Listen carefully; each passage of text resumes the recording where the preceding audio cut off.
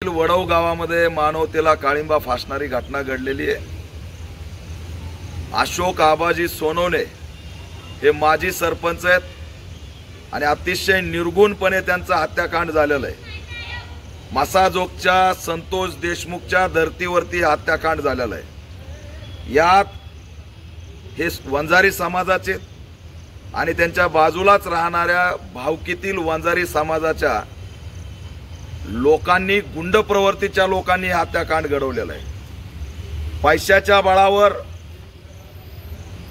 या अशोक सोनवणे हे 60 वर्षाचे वृद्ध आहेत, त्यांना संपवण्यात आलेला आहे। हा वाद 2-3 वर्षापासून सुरू होता आणि हे वाद सुरू असताना वेळोवेळी जवळपास वर्षभरात 8 तक्रारी दिल्यात अशोक सोनवणे यांनी की माझ्या जीवाला धोका आहे। कधी मुलाला मारलं जातंय, कधी जेसीबी आणला जातोय, तो जमिनीत लावला जातोय।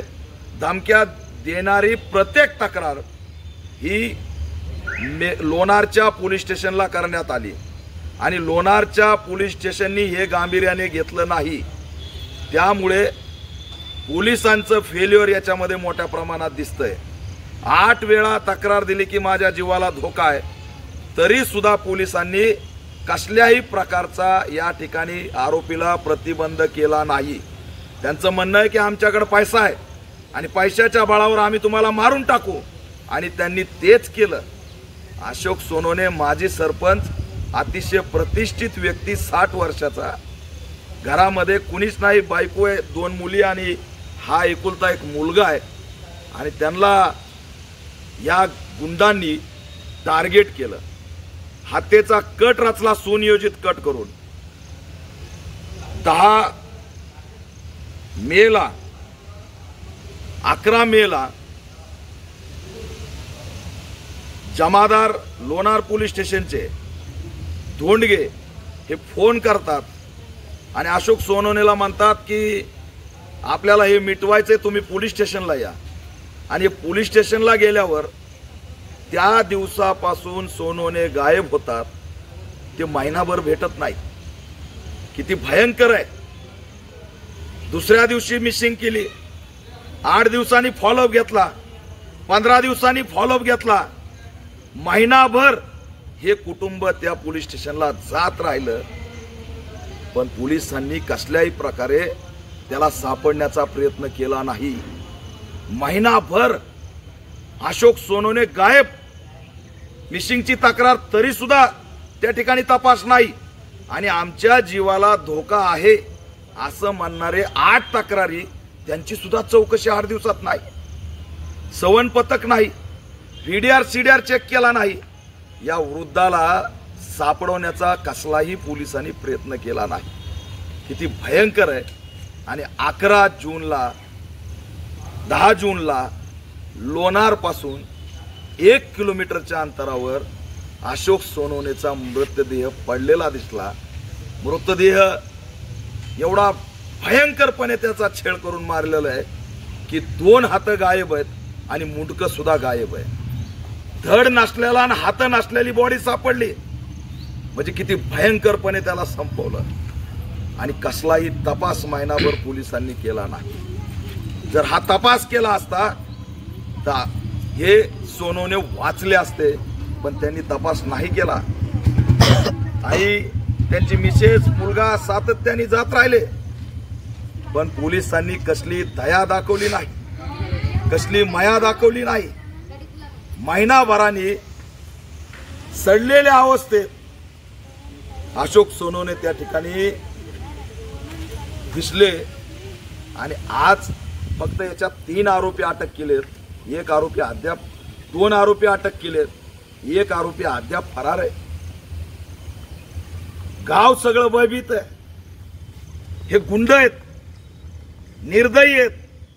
अरे संतोष देशमुखची पूर्ण बॉडी तरी होती, यामध्ये तर 2 हात नाहीत आणि मुंडकं सुद्धा नाही। आज या घटनेला होऊन महिना होत आलाय, तरी सुद्धा 2 हात आणि मुंडकं नाही। ते औषध सुद्धा सापडले नाही। तुम्ही 4 दिवसाचा PCR घेतला, पीसीआर मध्ये तुम्हाला तपास लावता आला नाही, 2 हात कुठे आहेत आणि मुंडकं कुठे आहे। शस्त्र कोणतं होतं, काय तपास केला, महिनाभर तुम्ही आमच्या अशोक सोनवणे सोबत काय केलं, त्याला कुठं डांबलं.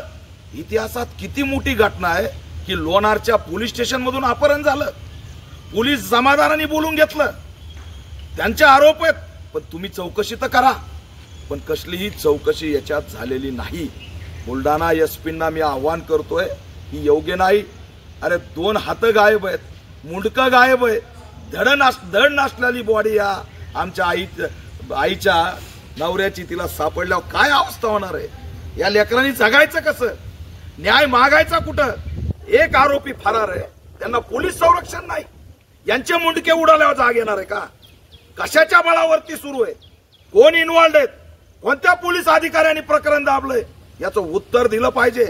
बंजारा समाजाचं हे कुटुंब न्याय म्हणत भटकतंय आणि त्यांना न्याय मिळत नाही.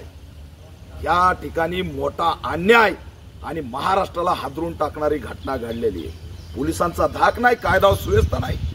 गृहमंत्र्याला विचारतो ही कोणती पद्धत आहे. अरे या बुलढाण्याचे पालकमंत्री यांना भेटले सुद्धा नाही.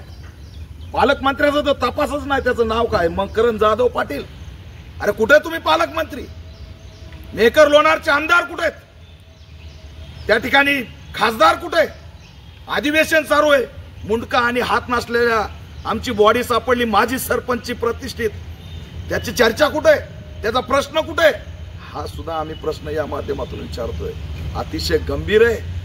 काय करायला निघालेत. माणूस महिनाभर गायब राहतो तरी तपास करत नाही. 2 वर्ष आम्ही तक्रारी देतो की आमच्या जीवाला धोका आहे. अरे मुंडका आणि हात जाईपर्यंत पोलीस गप बसावे. या कोणत्या राज्यात आम्ही राहतोय. काही तासात आरोपी अटक झाले पाहिजेत. गृहमंत्री, हे प्रकरण किती गंभीर आहे. पंकजाताई मुंडे, धनंजय मुंडे, भाऊ बहीण ठराविक प्रकरणातच बोलणार आहेत का. अरे आपल्याच आया बहिणी आहेत.